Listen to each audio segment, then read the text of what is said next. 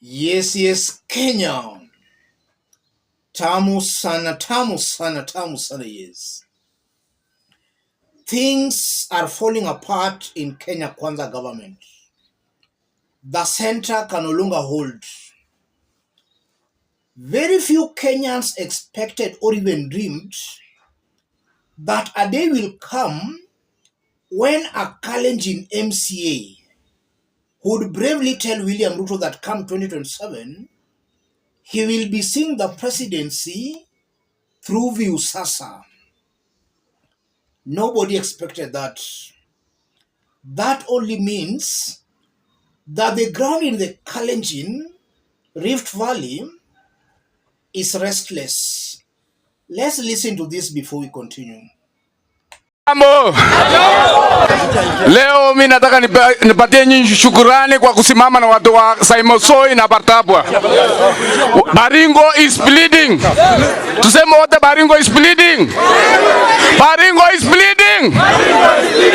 Tunamwambia rais wetu tulikuja kuwa kama watu wa Baringo 100%. Na tutakubali ukiwa kwa serikali watu wetu waendelee kuuawa. Rais wa president wa Kenya Mheshimiwa Ruto, wewe ulikuja Baringo siku ile ukasema within 100 days baada kuchukua serikali mambo ya insecurity itaisha kwa Baringo. Lakini saa hizi tuko na 1.5 years bado watu wetu wanauawa. Rais, watu wa Baringo wanakupenda kwa roho yote, lakini hatutaendelea kukupenda kama watu wetu wanaendelea kukufa. Rais, usitutumanishe askari wakuja Kabaret kutupa risasi, tumanishawa waende wawe machangili. Rais, usitume askari waende Haiti, tuma waende Tiati. Kuna Haiti hapa Tiati. Askari wasiende huko Haiti, wakuje Tiati. Waue hawa machangili. Hii maaskari wenye wanakaa kwa kam. Rais president wa Kenya, ambia military patia orders, sio kukula biscuits kwa kam. Patia orders waue changili. Wako na all the machineries. Wako na mabunduki, sophisticated weapons. Lakini mbona watu wetu bado wanauawa?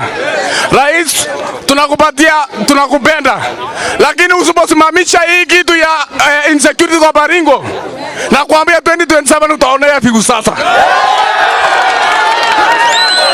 Rais, tunakupenda lakini utupende pia wewe. Hatuwezi tukakupea upendo yetu na leo ni Valentine na watu wetu wanakufa. Kama unataka tukupende, utupende watu wa Baringo. Asante sana. Bas. That's Baringo Oda MCA.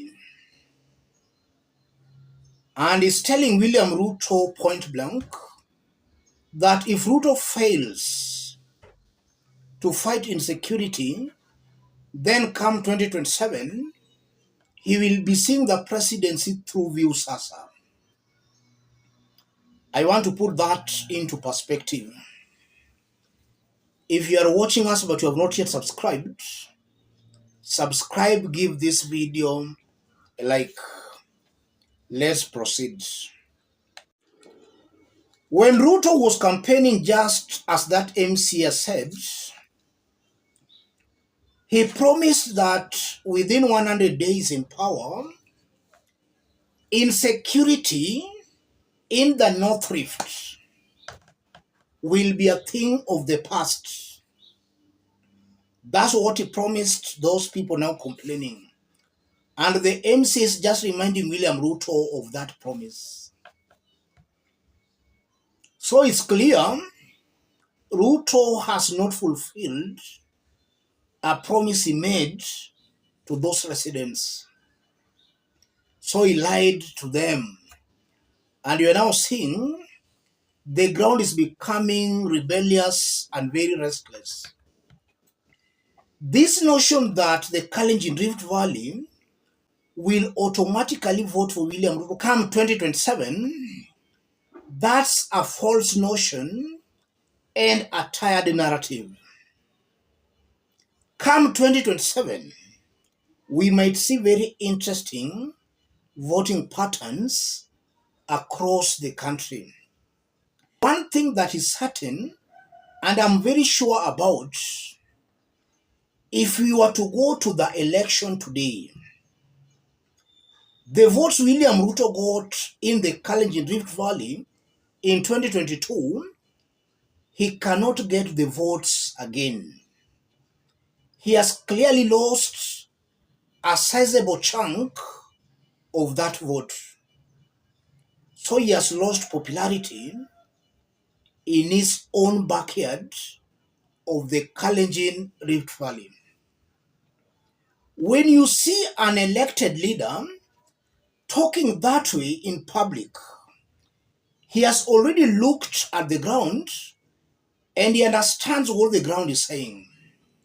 The ground is not happy with Ruto. That MC is just honest enough to voice what the ground is saying. The ground is telling William Ruto that come 2027, if you can't address insecurity in our region, forget about our votes come 2027. That's what is happening in Baringo. And it's very unfortunate that it's not only Baringo that is complaining. We have also seen complaints coming from Elgeyo Marakwet, West Pokot, from Bomet, from Kericho. Almost all these Kalenjin counties are complaining. They have got one issue or the other with William Ruto. Even William Ruto's own county, home county of Uasin Gishu, they are complaining about maize farming there. Ruto is destroying their maize farming. So across board, the Kalenjin nation is not happy. The mere fact that they're not happy also exposes this narrative that we have a shareholding government. There is no shareholding government. The shareholding is only for the ruling class, for the politicians, for those with close links to Ruto and his team. Ordinary mama mboga bodaboda on the ground is suffering just as somebody in Mombasa or in Kisumu. So when you see some leaders in the opposition strongholds, very disparate to be seen that they are working with the government, they are just doing that because they are very ignorant of what is happening. If the same people voted for the government, the same tribe, they are complaining, who are you coming from Kisumu or Mombasa, now boasting that you must be seen to be working with the government? That's the height of political ignorance. And that should be a lesson and a warning to these so-called opposition rebels who thinks that by being seen to be working with the government, then that's development. That's not development. A leader can bring development whether in government or not. From those sentiments, William Ruto will have to work extra hard to convince Kenyans to vote for him. And I'm saying that because it's not only the Kalenjin nation or the mountain complaining, but across the country, Kenyans are complaining. William Ruto is just doing the exact opposite of what Kenyans want. He's doing the exact opposite. If it's about the cost of living, he has raised it up. Look at these daily taxes being added by Ruto's government. Ruto is doing the exact opposite. He promised that he was raising these taxes in order not to borrow. Right now, Ruto has borrowed over 4 trillion Kenya shillings in just under 1 year, 6 months. So he's borrowing heavily and adding taxes heavily. He's just doing the exact opposite. And he's clearly doing them deliberately to annoy Kenyans. Some Kenyans have already seen that. Some are still in the dark. But it's just my prayer that as time goes by, Kenyans will open their eyes for them to see things clearly. This is a president deliberately punishing Kenyans and trying to test Kenyans.